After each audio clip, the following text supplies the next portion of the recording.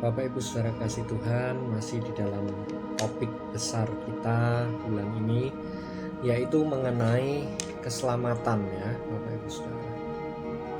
Bapak Ibu Saudara, mungkin kita sering mendengar ya, kita sering mendengar tentang ajaran yang berkata sekali selamat tetap selamat. Tapi ada juga yang mengajarkan bahwa keselamatan ini harus dikerjakan. Tentunya banyak daripada kita yang berpikir mana yang benar. Kita sering berdebatkan ya, banyak dalam forum-forum teologi, bahkan dalam berbincang tentang keselamatan ini menjadi sesuatu yang bergunjingan, perdebatan satu dan lain. Tetapi marilah kita sama-sama menyadari tentang keselamatan ini dari sudut pandang Tuhan. Karena apabila kita melihat keselamatan dari sudut pandang manusia, kita akan gagal mengalami keselamatan yang Dia janjikan. Roma 3:23 berkata gini, karena semua orang telah berbuat dosa dan telah kehilangan kemuliaan Elohim. Karena dosa mempunyai dua radikal efek. Efek yang pertama, karena dosa maka manusia berlari menjauh daripada Bapa di sorga. Sementara bagi Tuhan, dosa membuat Dia berlari mendekat kepada kita setiap manusia. Justru karena dosa, Bapa mengirimkan Putra Tunggalnya mati-matian di dalam karya penebusan, yaitu di dalam salib Kristus, supaya hubungan manusia kembali normal dengan Bapa Sorgawi. Perjanjian Baru tidak pernah mengatakan bahwa Tuhan Yesua itu mati untuk memperdamaikan Bapa dengan kita. Sebagaimana Bapa itu pernah pergi dari kita, jijik dengan kejatuhan kita, tidak sama sekali. Justru firman jelas mengatakan Kristus itu mati untuk memperdamaikan kita kembali kepada Bapa. Saya ulangi, tidak pernah dikatakan di dalam Perjanjian Baru bahwa kematian Kristus untuk memperdamaikan Tuhan itu mendekat kepada kita. Tetapi justru kematian Kristus ini untuk memperdamaikan kita kembali mendekat kepada Bapa. 2 Korintus 5 ayat 18-19, Kolose 1 ayat 20, Roma 5 ayat 10, Efesus 2 ayat 16. Ini berbicara begini, Bapa itu gak pernah meninggalkan kita, karena di dalam hati kita itu ada rohnya, nafasnya, ruah Elohim. Yesua Masih Adonai di dalam hati kita tidak pernah meninggalkan. Hanya kita yang menutupi pikiran ini dengan ilusi, dan kita pergi menjauh daripada Bapa di sorga. Sehingga penebusan Kristus itu memperdamaikan kita dengan dirinya. Mengapa? Karena Kolose 1 ayat 20 mencatat demikian. Dan oleh Kristuslah Bapa memperdamaikan segala sesuatu dengan dirinya, baik yang ada di bumi maupun yang ada di sorga, sesudah Ia mengadakan pendamaian oleh darah salib Kristus. Jadi saudara-saudaraku, Injil ini selalu berbicara tentang bagaimana kita ditarik kembali mendekat kepada Bapa di sorga lewat rohnya, lewat putranya di dalam hati kita. Salib bukan tentang membayar Bapa sehingga kita yang berdosa bisa dicintai lagi, tetapi salib adalah memperbaiki kondisi manusia yang sudah dirusak dosa untuk menyadari bahwa Tuhan selalu ada bagi kita. Ya, karena dalam setiap hembusan nafas kita itu sebenarnya ada rohnya. Selama kita masih hidup, ada anugerahnya yang nyata.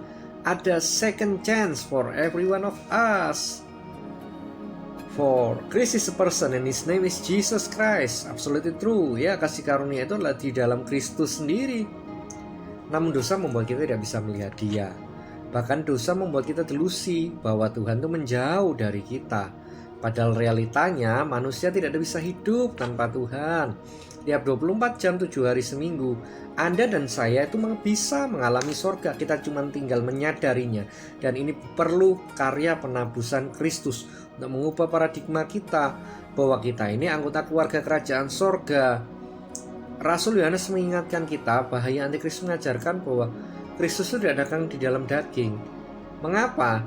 Karena ajaran gnosis ini memisahkan sekularisme dan rohani, sehingga akibatnya jasmania sekuler itu dianggap dosa dan agama sesuatu yang rohani itu dianggap suci. Tidak, ini akan menyebabkan hidup dualisme, dan ini banyak dialami oleh anak-anak Tuhan. Seakan kalau di gereja pelayanan hidupnya benar tanpa dosa, padahal di luar dia masih struggling dengan dosa.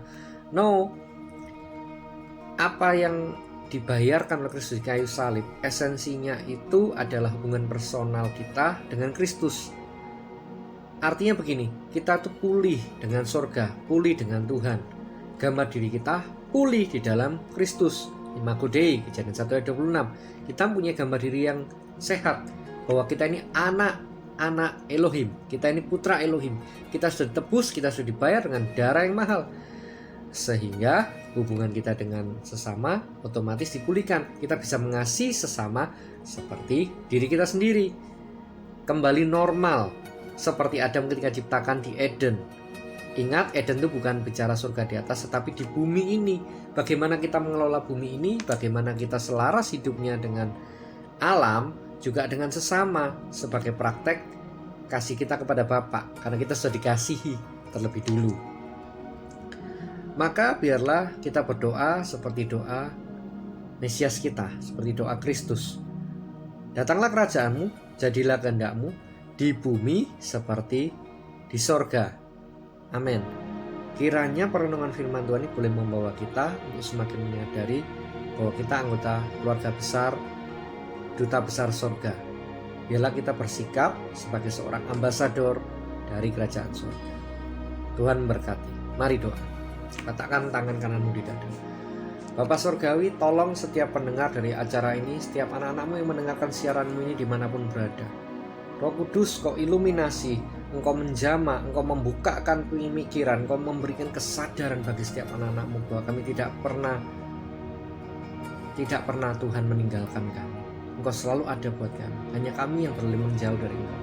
Tetapi biar boleh malam hari ini, siang hari ini, atau pagi hari ini, di belahan bumi manapun yang mendengarkan firman-Mu ini, boleh Engkau sadarkan bahwa Tuhan selalu ada bagi kami setiap manusia. Engkau selalu memberikan kesempatan dua. Kasih karunia menjangkau kami, membebaskan kami, melepaskan kami, dan menarik kami di dalam Kristus untuk menjadi ciptaan baru, untuk dimerdekakan dari dosa, dari kuasa maut, dari keterikatan, dari belenggu-belenggu apapun juga. Terima kasih ya Bapa. Biarlah terus makin hari makin kami disanctify, disempurnakan, semakin serupa dengan gambaran Kristus semata. Nah, di dalam nama Bapa, Putra, Ruach HaKodes, Beshem Mosya, Yeshua, Hamasya, Melek Elohim. Bapak Ibu Saudaraku, ibadah telah selesai. Angkatlah kedua belah tanganmu dan terimalah berkat-Mu sesuai yang Tuhan ajarkan kepada Nabi Moshe. Di Bilangan 6 ayat yang ke-22 hingga 27. Ucapan berkat imam, berkat Kohenim. Adonai berfirman kepada Nabi Moshe, berbicaralah kepada imam Harun dan kepada anak-anakmu. Beginilah harus kamu memberkati orang Israel. Katakanlah kepada mereka, Yefareka Adonai Faiz mereka Ya Adonai Bana Eleka Fikuneka Fi Hashem Adonai